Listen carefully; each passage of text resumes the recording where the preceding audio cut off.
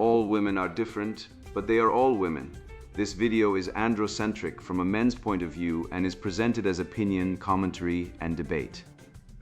Expressing opinions is not violence. These are ideas to challenge, question, and argue in public, because classical liberalism relies on the First Amendment for its dialectic. If you are a feminist, then consider this. If patriarchy truly existed as claimed, feminism could not. And if all men are trash and women are equal to men, then what are we to conclude? Women will die for their children. Men will die for their wives and children. And God chose to die for all mankind. Authority rolls up with responsibility. If this framing of facts offends you, click off to a cute cat video. Proceeding further will expose you to gamma bias and criticism directed at ideas, claims, institutions, not at any individual's virtue or dignity.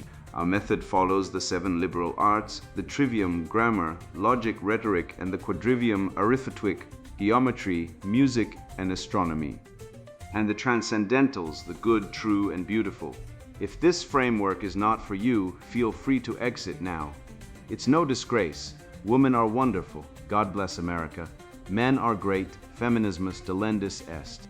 The Patriarch's Guide to Surviving a Gynocentric World, written by Conrad Riker, available now. Links in description. The Patriarch's Guide to Surviving a Gynocentric World, a field guide for men who still notice reality, the alchemy of incompetence, turning lavender tea into structural violence. A red-pilled deconstruction of the gynocentric war on the apprenticeship mastery ladder, exposing the gamma bias of the marginalized and why the stoic duty of excellence is the only cure for the cancer of therapeutic narcissism. A lavender tea sachet sits on a desk, and a grown adult has convinced herself this is structural violence. I had to read that sentence 3 times to confirm what I was seeing. The writer, a professional with credentials, presumably has equated a complementary herbal beverage with terror. Not the terror of a gulag, not the terror of a Stasi midnight knock. No, the terror of a quarterly performance review. If Marcus Aurelius were alive to witness this, he would not weep for civilization, he would burn what remains out of mercy. Let us trace the propaganda loop with the exactness of a coroner.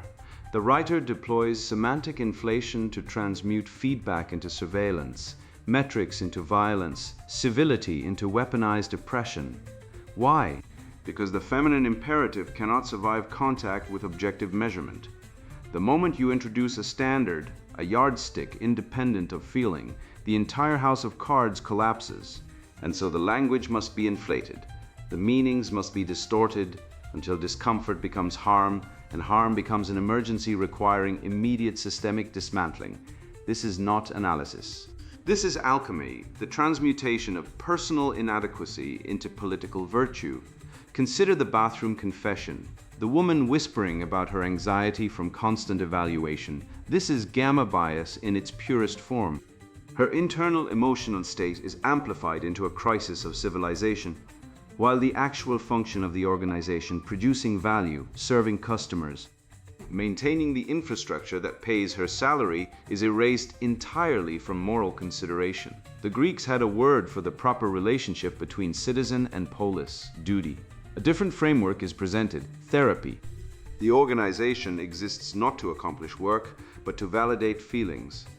This is the empathy gap weaponized against competence itself. I have watched this pathology metastasize across 17 years in corporate environments. I have seen men passed over for promotion because they failed to perform emotional availability for female managers. I have watched competent engineers drape themselves in the language of trauma to survive HR reviews. The conspiracy is not hidden. It operates in plain sight, protected by the immunity clause of progressive rhetoric. Any criticism proves the critic's bias. Any demand for competence proves the demander's violence. The loop is sealed. Here's what the writer fails to grasp, because grasping it would force her to surrender her entire identity. Synchronization with company objectives is not tyranny. It is the very meaning of having a job. The student who chafed under his teacher's correction did not publish papers about evaluative terror. He swallowed his pride, internalized the standard, and eventually became a teacher himself. That ladder has been replaced by a therapist's couch, and the result is a professional class incapable of functioning without constant emotional validation. The evaluative terror structure is a lie. The real terror is watching a civilization dismantle its own standards to accommodate the fragile bunkum article by a feminist PhD. Your comfort is not their metric. Dismantling the evaluative terror structure. The herbal tea sachet sits on the desk. Lavender, chamomile, wellness blend. The packaging promises calm. The organization that provided it, complimentary, branded, distributed at the trade show booth, alongside stress balls and branded lanyards, also requires quarterly performance reviews, real-time feedback dashboards, and continuous improvement conversations. This is not care. This is the infrastructure of evaluative terror structure, the systematic violence embedded in frameworks that claim objectivity, whilst enforcing conformity to norms that serve those already in power. At the recent International Convention of Performance Management Systems, yes, this exists. Capitalism names its weapons openly now. I watched professionals discuss feedback loops with missionary zeal. These loops, they explained, create accountability. They drive excellence. They ensure alignment. But alignment with what? And accountability to whom? The woman beside me nodded during the presentation. Later, in the bathroom, she admitted she'd taken medical leave twice this year. The anxiety of constant evaluation, she whispered, checking that we were alone. I perform well, but the performing itself is exhausting.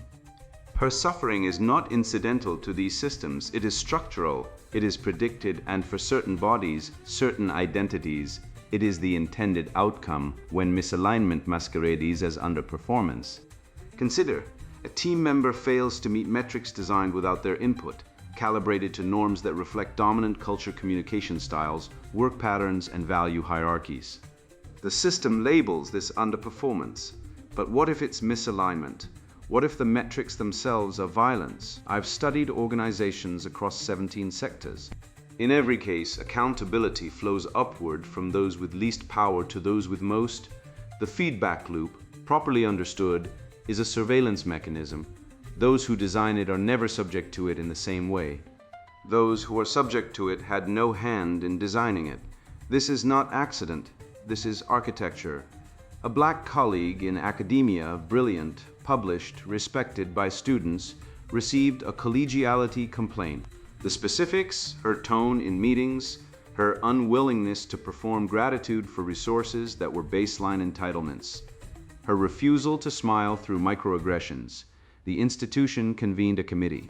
They discussed process. They debated civility. They never discussed the injury that prompted her tone. This is how accountability conversations become civility debates. The powerful center their comfort, and the marginalized are instructed to express their pain in ways that don't disturb the comfortable. The lavender tea sits on the desk. It costs the organization nothing. The therapy bills cost the employee everything. The weaponization of civility as currently deployed in professional spaces, functions as a gatekeeping mechanism.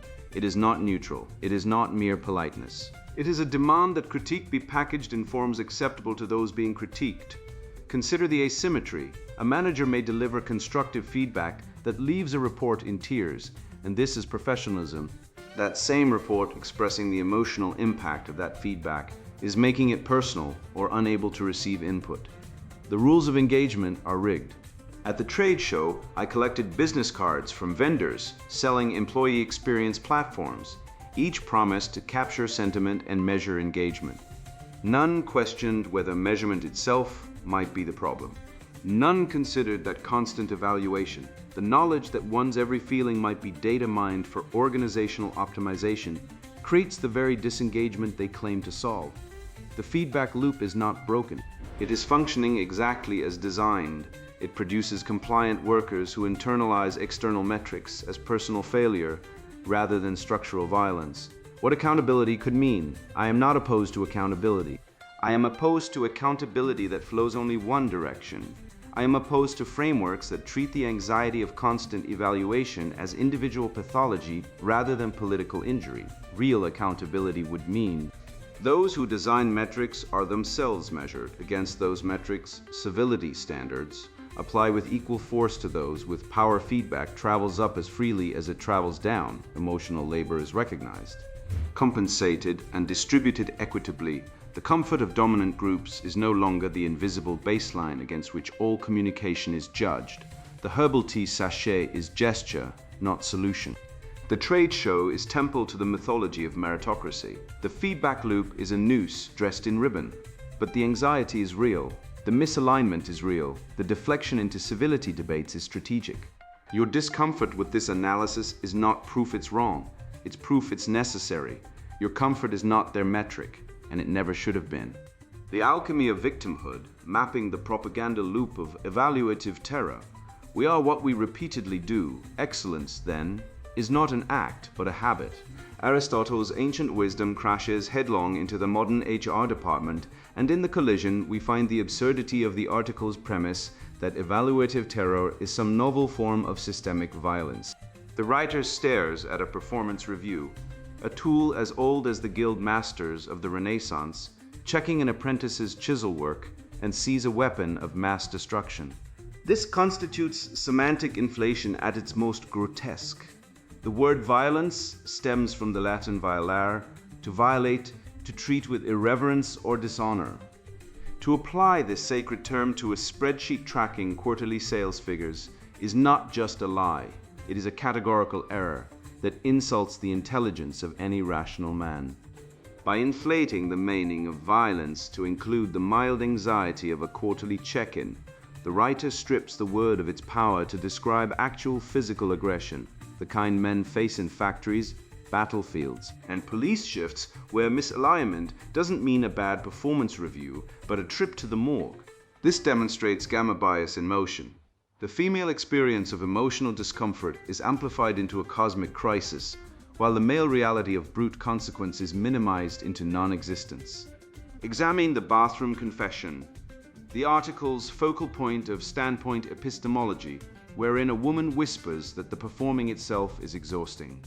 Within the writer's inverted worldview, this feeling stands as supreme evidence of injustice, gating neurology behind the velvet rope of identity. Yet applying the cold, hard logic of the trivium reveals the flaw. The grammar of the situation is unambiguous. A contract exists where labor is exchanged for capital. Logic dictates that if one finds the labor too exhausting to perform, one is free to seek employment elsewhere. Instead, the text posits a new duty. The employer must adapt the job to the worker's fragility. This represents the Marxist substitution of the reality principle with the pleasure principle. We observe the weaponization of the empathy gap. When a man fails to meet metrics, the system rightly demands he correct his behavior. He faces the firing squad of economic reality, responsibility without authority. When a woman fails, the argument demands the system itself be dismantled to accommodate her nervous disposition. Her distress functions as satis armor, rendering her immune to the standards of competence that built the very civilization she critiques from her air-conditioned office. The audacity of the lavender tea symbolism reveals the depth of this narcissistic delusion. The writer stares at a free gift, a sachet of chamomile provided by a capitalist engine so abundant it can afford to give away resources for zero cost and sees only a bribe to mask suffering. This is the ingratitude of the parasite biting the host.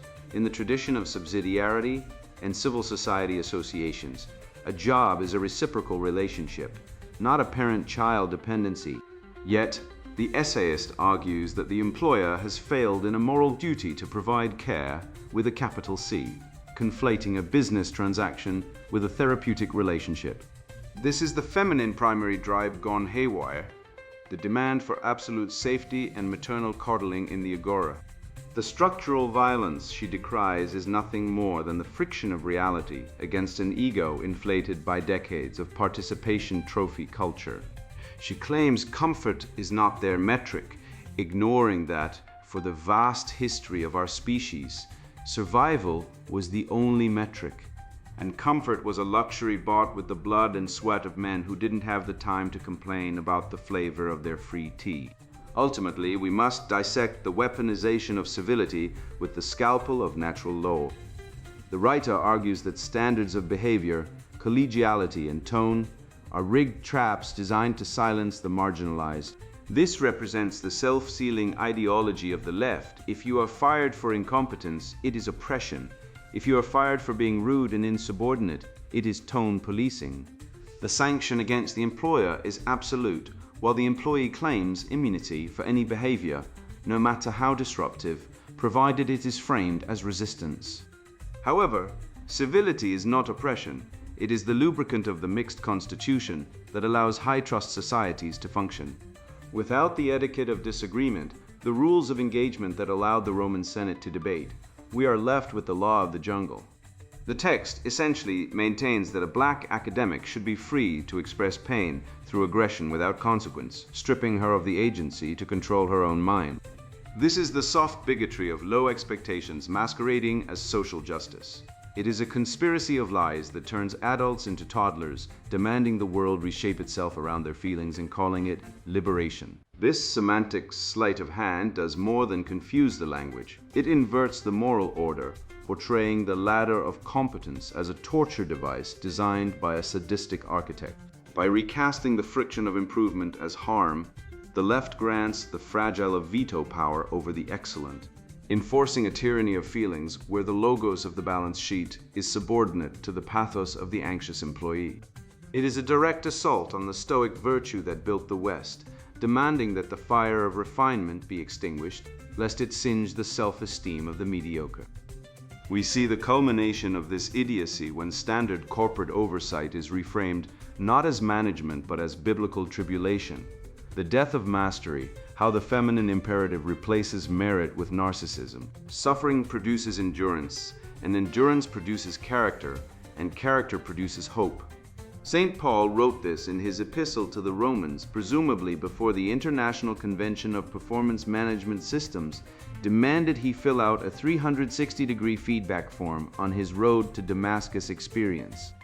The writer of our target article sits at her desk, staring at a lavender tea sachet as if it were a spent shell casing, traumatized by the existence of quarterly performance reviews. She calls this evaluative terror structure, I call it Tuesday. The pathology on display here is not institutional violence, but a civilization-scale case of gamma bias, the amplification of female distress into moral emergency, and the minimization of the masculine infrastructure that makes her employment possible. She feels anxiety, therefore the system is violent. She experiences discomfort, therefore meritocracy is oppression. This is the epistemology of the nursery, the epistemic gating where feeling is truth trumps the cold reality of market survival. Consider the black colleague anecdote, the brave academic discipline for her tone.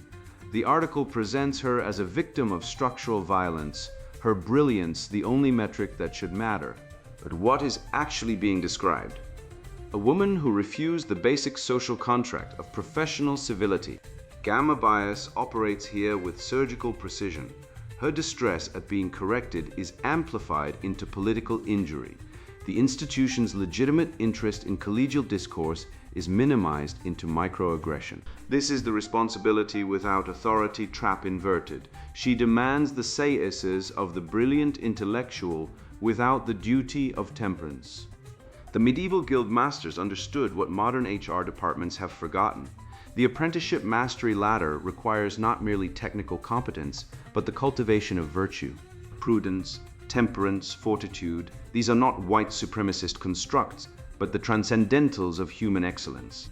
When a journeyman corrected an apprentice's work in a 14th century Florentine workshop, the apprentice did not convene a committee on civility debates. He internalized the correction and improved. The article's protagonist wants the authority of the master without submitting to the discipline of the novice.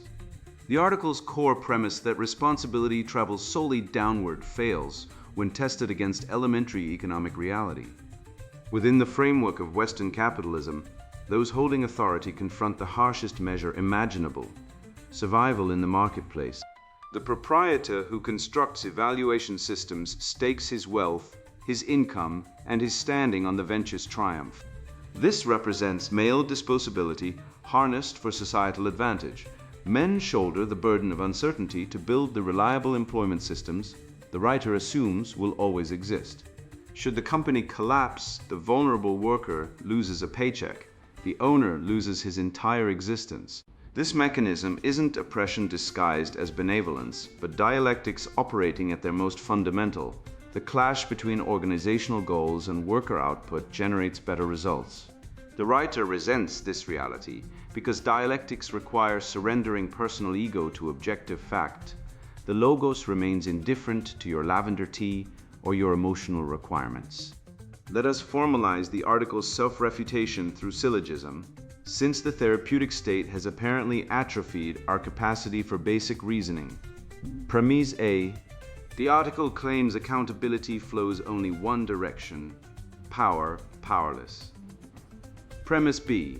In a market economy, the powerful owners' leaders are most accountable to the metric of profit survival. Observation. Employees face performance reviews. Leaders face bankruptcy, litigation, and total ruin. Conclusion. Therefore, the article's premise is false. The employee demands immunity from accountability that leaders already face. The article's call for real accountability is precisely what the market already provides. It simply does not care about your comfort. The asymmetry the writer perceives is not structural oppression, but the natural hierarchy of competence and risk. What the article calls evaluative terror structure is actually the evaluative truth structure, the mechanism by which Western civilization separates excellence from mediocrity. The transcendentals demand it. The good, the true, the beautiful are not achieved through emotional labor compensation or equitable distribution of feelings. They are forged in the discomfort of honest assessment. The medieval cathedral builders did not hold sensitivity circles about whether the flying buttresses experienced misalignment. They tested the stone against gravity and adjusted accordingly. The article's author has confused the reality principle with violence. When she writes that misalignment masquerades as underperformance, she inverts causality. Underperformance is misalignment with reality, and reality has no obligation to align with your self-conception. The endgame of this ideology is the NPC zombification of the Western mind. By defining comfort as the highest moral good and evaluation as terror, the left produces agents without agency dependent on the system for validation, yet resentful of the system's demands. This is cancerous ideological possession, the rejection of logos in favor of pathos, the surrender of the dialectic to the therapy session. The article demands that organizations act in loco parentis, soothing the anxiety of employees rather than demanding their excellence. This is gynocentrism in its purest form, the insistence that the harsh masculine world of logic, metrics, and consequences be softened by the feminine imperative of emotional validation. But here is the uncomfortable truth that no amount of lavender tea can dissolve. Comfort is not the metric of civilization. Excellence is, and excellence requires the very violence the article decrees, the violence of standards, the violence of honest feedback, the violence of reality intruding on narcissism. The four horsemen of the MRA apocalypse ride through this article with predictable regularity. The empathy gap. The writer assumes her reader will care infinitely about the anxiety of the marginalized while ignoring the stress of the entrepreneur who signs the paychecks. Gamma bias, female distress amplified into structural analysis, male disposability erased entirely. Male disposability, the men who built the infrastructure of the organization, who risked capital and reputation, are framed as those already in power exploiting the vulnerable. Responsibility without authority, the employees demand control over the metrics without accepting accountability for outcomes. The article is not analysis. It is a ransom note written by an ideology that has held the Western mind hostage for 60 years. Having examined groups throughout 17 industries, borrowing that expression, one identical form appears consistently whenever norms get discarded to prioritize ease, skill perishes. The path of learning reverses into decline. Meaningful exchange transforms into self-reinforcing isolation. Higher ideals vanish before the demands of momentary relief. That writer thinks she is breaking down unfair systems. She is really destroying how people achieve greatness. The corrective cycle is not flawed. Nothing else stops our culture from overwhelming itself through self-centered demands. Your unease does not confirm harm. It confirms your existence, and shows the world still maintains expectations. Let us speak of actual terror, you rational gladiator hiding in plain sight. While the writer hyperventilates over feedback loops and branded lanyards, framing the mild friction of corporate employment as structural violence, real men are swallowing the barrels of shotguns in quiet garages across the West at 4 times the rate of women. Why? Because the actual evaluative terror structure is the gynocentric family court system, a machine designed to fleece men of their resources, strip them of their children, and leave them hollowed out husks. All while society cheers for the liberated mother, the article's hysterical claim that misalignment is oppression is a slap in the face to the coal miners, sewage workers, and roofers who sacrifice their bodies daily in jobs with zero emotional labor compensation and 100% real-world consequences. This is the empathy gap weaponized. A woman's anxiety over a spreadsheet is a moral emergency requiring a tear-down of civilization. A man's death in a factory is merely a statistic to be ignored by the very ideologues claiming to fight systemic violence. Refuse the lavender tea. It is hemlock brewed by the feminine imperative to sedate your drive for excellence. The writer insists the organization act in loco parentis, providing care and safety lacking the reciprocal duty of competence. This represents the biologically solipsistic nature of the unrestrained feminine, to extract resources status while claiming immunity from the harsh judgments of reality. It is a conspiracy of lies meant to supersede the apprenticeship mastery ladder, the sacred path from novice to master, through painful correction, with a therapy session for the narcissistic injured ego. They wish to invert natural law rather than the individual adapting to the world through stoic discipline and logic. The world must adapt to the individual's feeling. This is how civilizations crumble, not with a bang, but with an HR meeting about civility, while the transcendentals of truth and goodness are sacrificed on the altar of comfort. You have been vaccinated against this madness. You see the mechanism now, the asymmetric status, the semantic inflation, the gamma bias, the self-sealing immunity. You understand that the evaluative terror structure is actually the evaluative truth structure, the forge of the patriarch, the necessary fire that tempers steel. Do not apologize for your competence. Do not seek validation from those who hate your nature and wish to harvest your labor while despising your spirit. Reclaim the logos. Embrace the dialectic of the marketplace. Go forth, build, master your domain, and let the comfort of the weak be the furthest thing from your mind. You are the keeper of the Western flame. Share this truth. Shatter the illusions of your brothers, and let the feedback loop of reality be your only judge. And now the sponsored book introduction, The Patriarch's Guide to Surviving a Gynocentric World. You're holding a weapon, not a gun, a flamethrower. It's aimed at the lies you've been force-fed since birth. My name's Conrad Riker. I lost my house, kids, and sanity to the same system that's gutting you.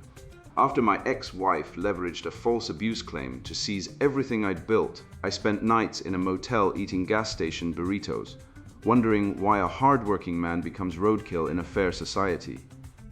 Then I stopped whining and started dissecting the rot. This book is the autopsy. Modern civilization is a gynocratic hellscape. Schools drug boys into docility. Courts loot men's wallets to fund ex-wives' yoga retreats. Bosses promote unqualified women to hit diversity quotas while you break your back. Feminists scream toxic masculinity but still expect you to die in wars, fix their cars, and fund their lifestyles. I've met thousands of men like you, construction workers cheated by divorce attorneys, engineers falsely accused by scorned Tinder dates, fathers treated as sperm donors with wallets. Their stories fuel this manifesto. This isn't self-help fluff. It's a field manual for surviving a war they won't admit exists. You'll learn how to dodge false allegations, outmaneuver divorce sharks, and rebuild the discipline that built pyramids and moon rockets. We'll dissect why 93% of workplace deaths are men, how schools sabotage boys, and why male tears jokes hide a systemic hatred of your biology. Data, not dogma. Facts, not fairy tales. If you're a male ally who thinks pronouns matter more than due process, drop this book now. Go knit a pussy hat. This isn't for you. But if you're a man who's tired of being a disposable mule for bureaucrats and gold diggers, welcome to the resistance. By the final page, you'll see the matrix. You'll laugh at the beta simps handing their paychecks to OnlyFans thoughts. You'll armor yourself with legal hacks, stoic mindsets, and biological truths that'll make you untouchable. The chaos ends here. Your birthright begins now. Light the match. The Patriarch's Guide to Surviving a Gynocentric World, written by Conrad Riker. Buy now, links in description.